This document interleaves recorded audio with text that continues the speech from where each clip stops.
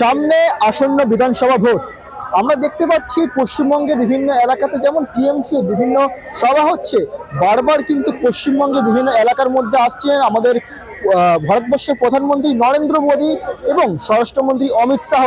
তেমনই কিন্তু আজকে আমরা দেখতে পাচ্ছি যে কলকাতার বুকে শহীদ মিনারের পাদদেশে কিন্তু আইএসএফ এর পক্ষ থেকে এক মহাসমাবেশ, যা কিন্তু নেতৃত্ব দিচ্ছে নওশাদ সিদ্দিকী।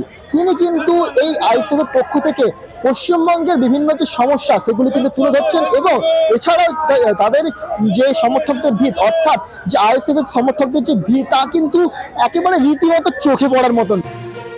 আসন্ন বিধানসভা নির্বাচনের আগে বুধবার কলকাতার শহীদ মিনার ময়দানে বিশাল সমাবেশের মাধ্যমে নিজেদের শক্তি প্রদর্শন করল ইন্ডিয়ান সেকুলার ফ্রন্ট। দলের প্রতিষ্ঠা দিবস উপলক্ষে আয়োজিত এই সভায় উপচে পড়া ভিড় রাজনৈতিক মহলে বিশেষ তাৎপর্য বহন করছে।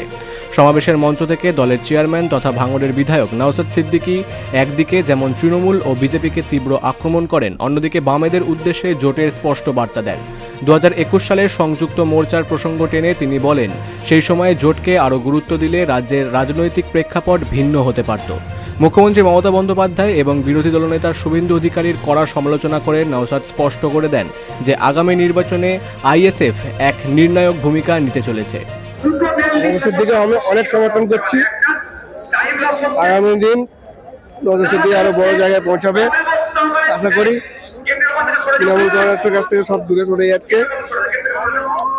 আমরা নওশাদ সিদ্দিকীর দিকে আছি, আগামী দিনে আরো থাকবো। ভালো ব্যবধানে আগামী দিন জয় হবে নওশাদ সিদ্দিকী।